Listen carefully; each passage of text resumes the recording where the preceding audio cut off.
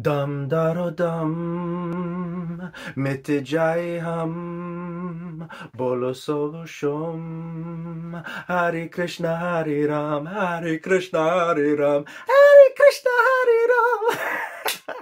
Welcome to a Brit Reacts to Bollywood. That was my attempt with a cold to sing Dum Daro Dum, a song from Hare Rama, Hare Krishna, which really entertained me because we have the exquisite, one-of-a-kind Zeenat Aman performing as a sort of hippie in India alongside Dev Anand, who also directed the film. And it's a very interesting kind of film. He's a sort of traditionalist trying to protect the young people from drugs and things like that. It sort of reminds me now that I've seen the film Death Wish with Charles Bronson. It's sort of like an Indian version of that. He's this sort of...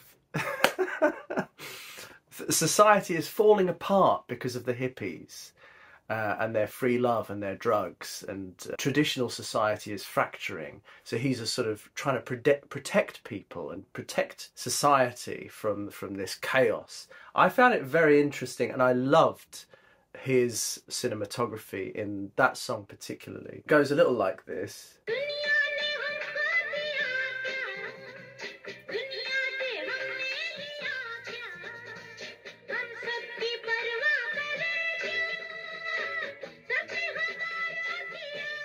Oh, it's so good. But today we're looking at something else, crucially, which is another Madhuri DIXIT, which has been suggested by one of you lovely people from the film KOYLA, which I've had a look at before, and there was a particular song which was really dramatic where he was drumming or something. KOYLA is a little bit like the Shakespeare play The Tempest, where SHARUKH Khan plays a character very much like the native man of the island who has been enslaved. And of course in this he's handsome but mute. Silenced by a piece of smouldering coal in childhood, Shankar endures a life of slavery until love compels him to seek his voice, freedom and long overdue revenge.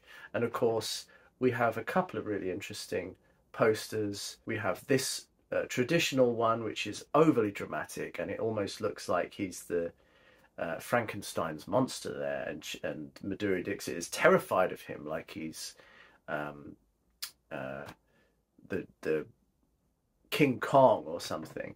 And then we have this one, which is classic sort of 80s action film. He looks like Rambo with the headband here, and Madhuri looks fascinating. So that's the synopsis. The song is something I haven't seen before, obviously, so I'm going to react to it now. Let me know what you think of this. I think this is a really interesting film from a particularly interesting period in both SHARUKH and Madhuri's career. Let's take a look.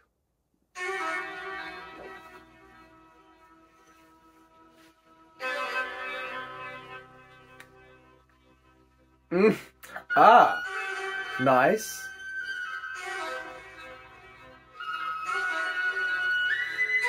What a mullet.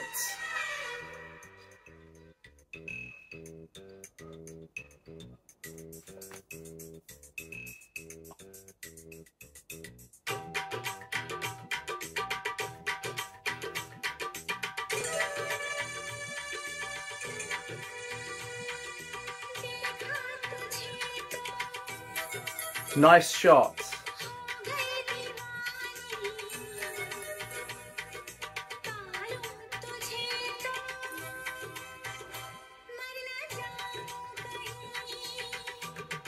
Ah!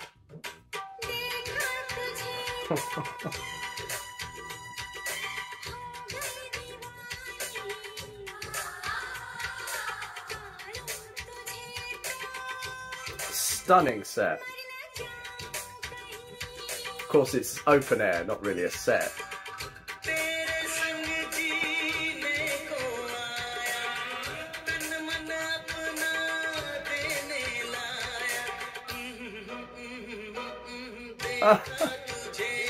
Oh, I love it.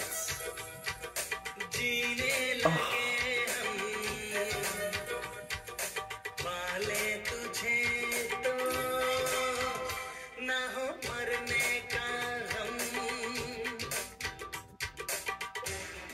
This is beautifully 80s going on 90s here. Yeah. Oh, that shot.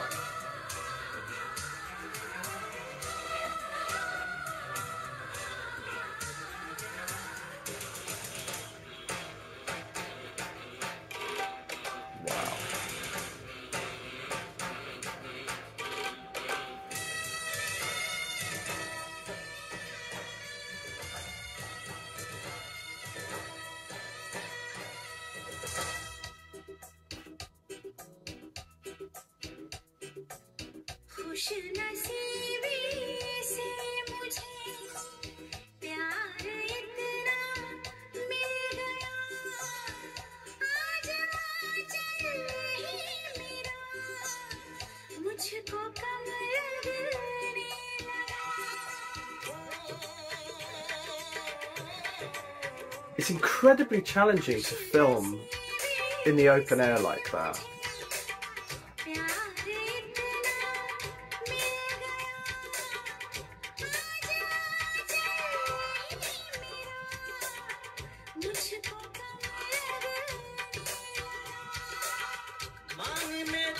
It's so still.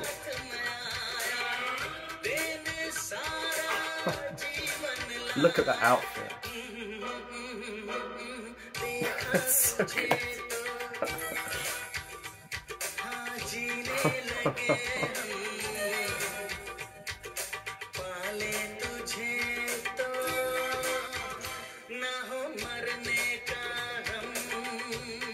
Great chemistry.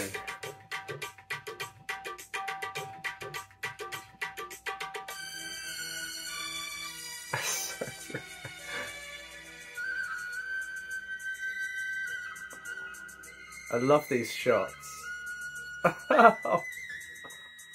Wow. Madhuri. Ay, ay, ay.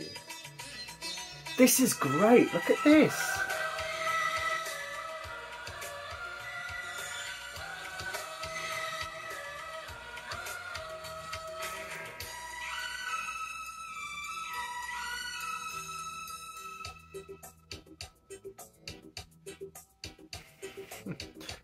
Such fashion.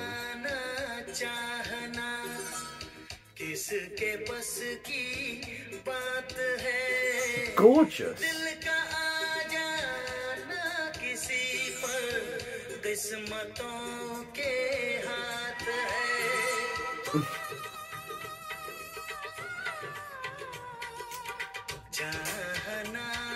ALKA YAGNIK.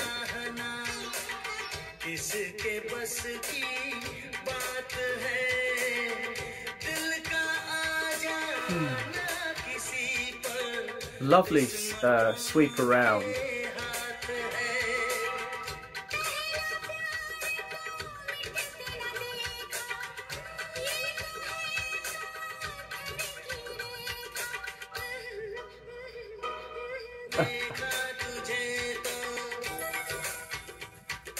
Incredible. Really nice chemistry. Look at that.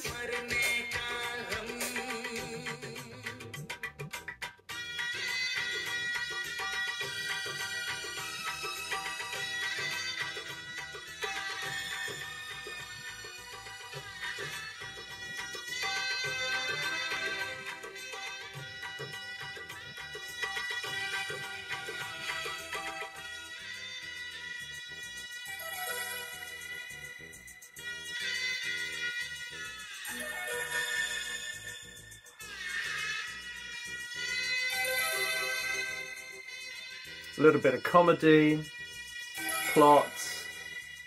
The real strength of this has to be the cinematography and the set. I mean, obviously the casting is vastly important for this, and these are two at the top of their game in the 90s. He's got an incredible mullet and some real fashion statements there from that era. And Madhuri obviously has this great presence, and her outfits are traditional and beautiful. The shots are gorgeously lit. It's like they're filming it in a pristine mountain in a paradise. And that's an incredible achievement in terms of where they must have filmed it, the weather, the equipment in that weather system, in that open air environment. It's very challenging. There must have been a real big set, and they must have really worked to do that. It may have taken days to do that. The music isn't particularly powerful to me. I'm sure the words are very poetic, and I'm always aware that I'm only capturing part of it because I'm not understanding Hindi. And ALKA YAGNIK, of course, is this gorgeous, stunning voice. But sure, just in terms of all those shots, there are so many shots that I could use as a template for this video. They're just beautiful. It's a real achievement. It's a real achievement. What do you think? Do you think this kind of thing is memorable in the Indian public's mind? Do you think that this kind of film, this kind of shot, is valuable to the Indian public anymore? Because I've met some people who are around my age or younger, and all they're interested in are the more modern Bollywood songs, where it's literally a couple of people who've been in the gym the whole week in a party setting in a nightclub. The music's forgettable, the dancing is forgettable, they're surrounded by dancers, and it just becomes a sort of blancmange, a mishmash of limbs dancing in a sort of badly lit nightclub. I don't see the value in that compared to something like this, but I'm really intrigued as to whether this is still relevant to an Indian audience. Do they care?